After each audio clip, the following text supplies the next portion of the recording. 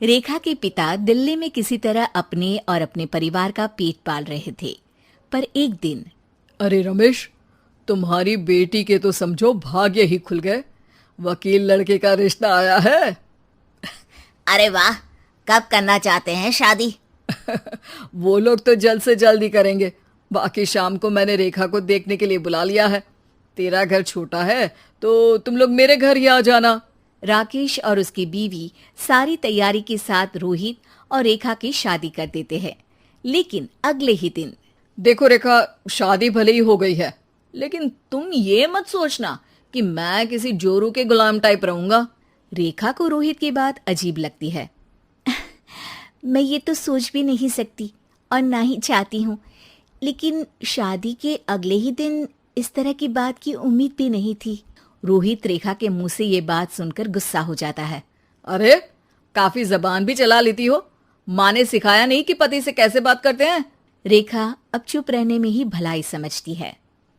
रेखा, जल्दी से नाश्ता तैयार कर लो। आज पहला दिन है, सारे काम तुम्हें समझा दूंगी।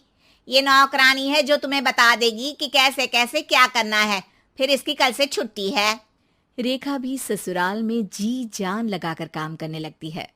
खाली समय मिलता तो पति के वकालत की किताब उठाकर पढ़ने लगती। ये क्या, जब देखो तब पढ़ती रहती है। अच्छा सुन, कल पिता के घर से 20,000 रुपये लेकर आना। मेरे छोटे बेटे की फीस भरनी है। लेकिन पापा क्यों भरेंगे उसकी फीस? अरे वाह जी वाह, पापा क्यों भरेंगे?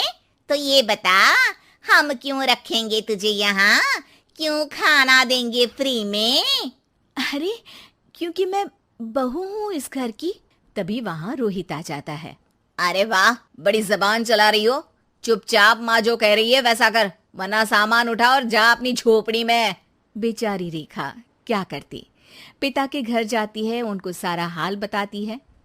पिता भी जैसे तैसे पैसों का इंतजाम कर बेटी को ससुराल के लिए विदा करते हैं। देखा, अब कहाँ से आए पैसे? अरे बहुत माल है तुम लोगों के पास, बस सीधी उंगली से निकालते नहीं। नहीं नहीं माँ, पापा ने अपनी मोटरसाइकिल बेचकर पैसों का इंतजाम किया है। पता नहीं अब वो ऑफिस कैसे जाएंगे। अरे वाह भाई, ये भी हम सोचे। खैर, जैसे तैसे दिन बीतते हैं। रेखा जहाँ एक प्यारे से बेटे की माँ बनती है, तो वहीं उसका वकालत की किताब में ज्ञान और गहराता जाता है। हे भगवान, बुरे फंसे। ये केस तो लगता है कि मैं हार ही जाऊंगा। देखिए, मैंने आपकी इस केस की फाइल पढ़ी थी। इस केस को जीतना बहुत ही आसान है। वाह भाई वाह, यहाँ वकालत की डिग्री लेकर भी मैं समझ नहीं पा रहा हूँ, और तुमने रोटी बनाते बनाते ही केस समझ लिया। अरे जाओ जाओ, जाकर मुन्ने को संभालो। केस मैं संभालूंगा। ए लड़की सुन, जाकर अपने बाप के यहाँ से 3 लाख लेकर आ। पूरा घर फिर से बनाना है। छोटे की शादी करूंगी तो छोटी बहू को कहाँ रखूंगी? पूरा घर तो तूने घेर रखा है। ऐसा मत बोलिए माँ जी, पापा इतना पैसा कहाँ से लाएंगे? अब तो वो रिटायर भी हो गए हैं। हाँ, तभी तो बोल रही हूँ, रिटायरमेंट के पैसे तो मिले होंगे ना। लेकिन वो अगर आपको दे देंगे तो बुढ़ापा कैसे काटेंगे? रोहित रेखा की बात सुनकर गुस्सा हो जाता है। ए सुन, चल अपना सामान उठा, अपना बच्चा उठा और निकल यहाँ से।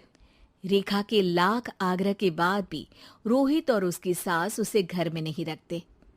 पापा, मैं तलाक चाहती हूँ।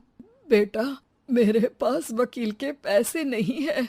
पापा, आप मुझे वकालत करवा दीजिए, अपना केस मैं खुद लड़ूंगी। इस बार रेखा के पिता भी उसे ससुराल ना भेजकर रिटायरमेंट के पैसों से वकालत करवाते हैं। और फिर एक दिन कोर्ट के बाहर, रोहित, आज तुम अपना ही केस हार गए, वो भी उस लड़की से जिसकी तुमने कभी कदर ही नहीं की। रेखा, मुझे माफ कर दो। मैं इतनी बड़ी अमाउंट कहाँ से लाऊंगा? मैं हर महीने पैसे नहीं दे सकता तुमको। पैसे वहीं से लाना जहाँ से तुम मेरे पापा को लाने के लिए मजबूर करते थे। एक पिता अपनी बेटी की शादी उसकी खुशहाली के लिए करता है, ना कि सारी जिंदगी कर्जदार बनने के लिए। अरे, मेरे ही बेटे की किताब पढ़ पढ़ कर ज्ञान बांट रही हो। वकालत की किताब तो ससुराल में ही पड़ी थी ना। बिल्कुल, यहाँ मेरी गलती रही। जिस पैसे से मैंने इसकी शादी की थी, मुझे वो पैसे पहले इसकी पढ़ाई में लगाना चाहिए था। और आज रेखा एक जानी मानी वकील के रूप में काम कर रही। गरीब भाई की अमीर बहन। किशोर और पिद्दी दो भाई बहन थे। पिद्दी बहुत खर्चीले स्वभाव की थी। वो जितना कमाती अपने ऐशो आराम में पैसे उड़ा दिया करती। लेकिन किशोर समझदार था, घर को साथ लेकर चलना जानता था। अपनी बहन के जितना कमाता तो नहीं था, लेकिन फिर भी वो किसी तरह घर का खर्च चला लेता था। एक दिन पिद्दी किशोर से कहती है, किशोर, तुम थोड़ा ज्यादा क्यों नहीं कमाते? मेरे दोस्त रोज मेरा मजाक उड़ाते हैं। अरे बहन, मैं कोशिश तो कर रहा हूँ। अच्छा सुनो, अगले महीने रक्षाबंधन है, मुझे सोने का हार चाहिए, इससे कम कुछ भी ना लूंगी। अरे दिला दूंगा बहन। किशोर को पूरी रात नींद नहीं आती। उसके दिमाग में बस ये चल रहा था कि उसकी माली हालत इतनी बिगड़ चुकी है, अब वो सोने का हार कहाँ से लाएगा। अगले दिन किशोर सुबह सुबह घर से ये बोलकर निकल गया कि पिद्दी, मैं गांव से बाहर जा रहा हूँ, कुछ दिन घर नहीं आऊंगा। किशोर ने अपने काम के साथ साथ फेरी में कपड़े बेचने भी शुरू कर दिए, जिससे वो ज्यादा से ज्यादा पैसे कमा सके। रात में वो एक बिल्डिंग की चौकीदारी भी करने लगा। अपने काम से थोड़ा बहुत समय निकालकर बस कुछ घंटे की नींद ले पाता था। और कब वो कुछ दिन एक महीने में बदल गए और रक्षाबंधन भी आ गया, पता ही नहीं चला। लेकिन किशोर अभी तक घर वापस नहीं लौटा। जहां वो काम करता था, पिद्दी के नाम का गुल्लक रखा हुआ था। किशोर ने उस गुल्लक को फोड़ा और सारे पैसे इकट्ठा करके एक सोने का हार खरीद लिया। घर में पिद्दी किशोर का इंतजार कर रही थी। तभी किशोर आता है। कहाँ चले गए थे? 4 दिन का कहा था और 1 महीने से पता नहीं कहाँ गायब हो गए थे। मैंने बस एक हार मांगा था और तुमने तो घर ही छोड़ दिया। अरे मुझे थोड़ा काम मिल गया था। कुछ नहीं, सब समझती हूँ, बहाने थे तुम्हारे। अपनी बहन के लिए इतना भी नहीं कर सकते, कैसे भाई हो? चलो यहाँ बैठो, राखी बांधती हूँ। पिद्दी ने किशोर को राखी बांधी। वैसे ही किशोर ने अपनी बहन के हाथ में सोने का हार रख दिया। उसकी खुशी का कोई ठिकाना नहीं था। वो मिठाई खिलाए बिना ही नेकलेस लेकर चली गई और शीशे के सामने अपने गले में हार रखकर देखने लगी। किशोर ने लड्डू उठाया और खुद ही खा लिया। ऐसे कई साल गुजर गए। एक दिन पिद्दी की नौकरी छूट गई। अब वो पूरी तरह किशोर पर डिपेंड हो गई थी।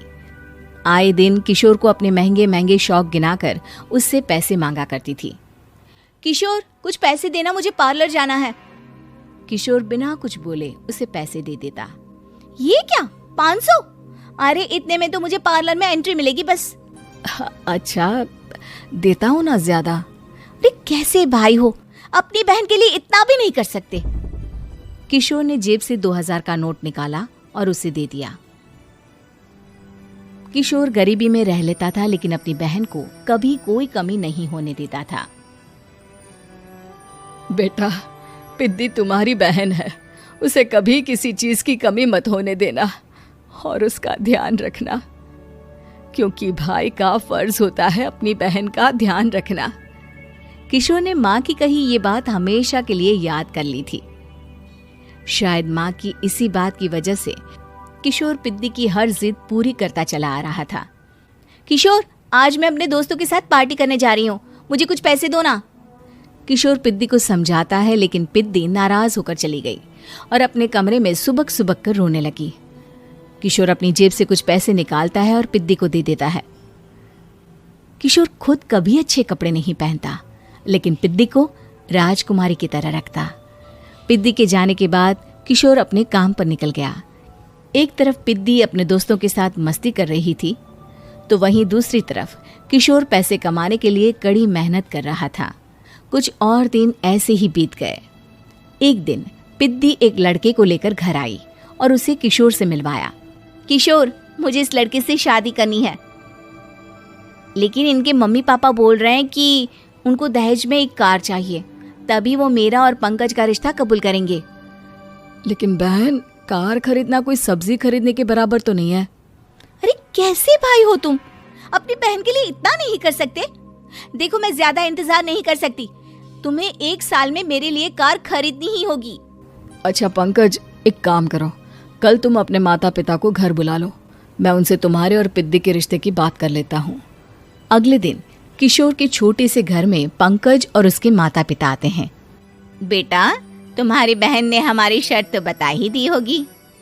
जी बेटा, तुम तो इतने छोटे घर में रहते हो, दहेज कहाँ से लाओगे? मैं अपनी बहन की खुशी के लिए सब कुछ कर सकता हूँ। पंकज और पिद्दी का रिश्ता तय हो जाता है। किशोर अब अपनी क्षमता से 4 गुना ज्यादा काम करने लगता है।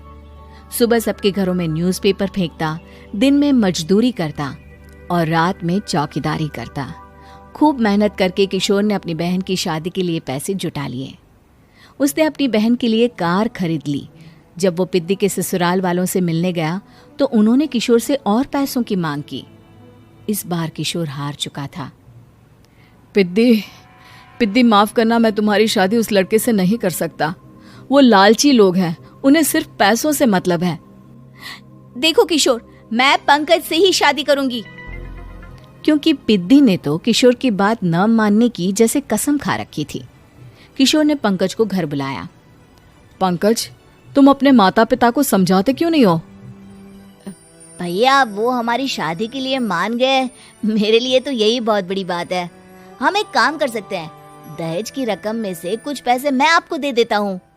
अरे लेकिन समाज वाले क्या कहेंगे? अरे जब दुनिया को पता चलेगा तब ना। अच्छा, कुछ पैसे मैं अपने मालिक से कर्ज में ले लेता हूँ। कुछ पैसे पंकज देता है, कुछ वो कर्जा लेता है और अपनी उम्र भर की कमाई वो अपनी बहन की शादी में लगा देता है। आखिर में पंकज और पिद्दी की शादी हो जाती है। पिद्दी की विदाई के बाद किशोर बिल्कुल अकेला पड़ जाता है। अब उसका कमाने में भी मन नहीं लगता। उधारी वाले रोज घर में आकर बैठ जाते हैं। अरे किशोर, अब तो पिद्दी की शादी को 5 साल हो गए, अब तो हमारा पैसा लौटा दो। चाचा, पिद्दी के जाने के बाद किसी भी काम में मन नहीं लगता। अरे तो हमारा पैसा कैसे वापस मिलेगा? जी, कुछ करता हूँ मैं। किशोर के ऊपर बहुत सा कर्जा चढ़ गया था, इसलिए उसने तय किया कि वो ये घर बेचकर सबके पैसे लौटा देगा। अगली सुबह शहर के किसी साहूकार को उसने अपना घर बेच दिया और सबके पैसे लौटा के वो गांव छोड़कर चला गया। पिद्दी ने शादी के बाद कभी अपने भाई का हाल तक नहीं पूछा। किशोर को फर्क नहीं पड़ता था, बस ससुराल में उसकी बहन खुश है ये जानकर उसे खुद की खुशी मिलती थी और ये सोचकर कि उसने माँ से किया हुआ वादा पूरा कर दिया।